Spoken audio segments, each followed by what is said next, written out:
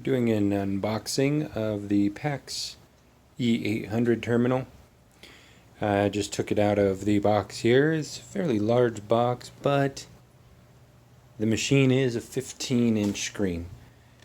Now they did put a box inside of a box, so that'll keep this box nice and clean. Okay, back to the terminal. What we have is a 15.4-inch wide screen. It's very nice.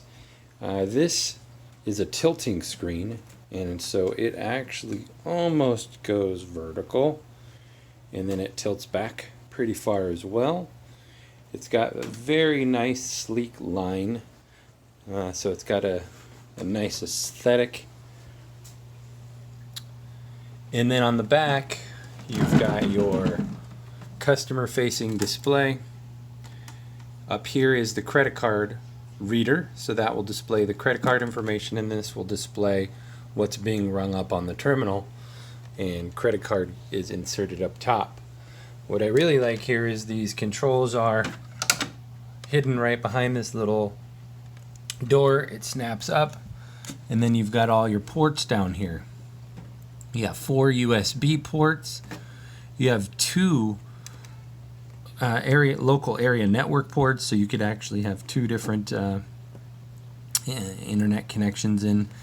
And then what's interesting is this is a wide area network, so you could come out of this and feed another terminal for internet. And then again, we've got some other ports in our power port here. This is for an external monitor if you ever needed that, and then we've got our cash drawer port here, headphone jack. So the ports are nice, and they're nice and up, so no water will get here if that's the case, and they're nicely covered. Then you come around to this side, and then here we've got our SIM card slot and another USB port on the side. What's nice is you can actually go with the network here and put in a SIM card for 4G, T-Mobile, or I'm not sure if Verizon works, but I know T-Mobile does.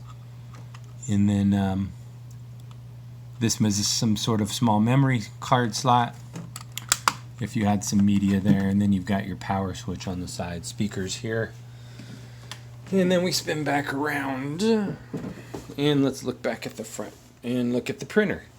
So we have a door covering the actual printer, and then you press here and that opens up the high-speed thermal printer. Pretty easy to use.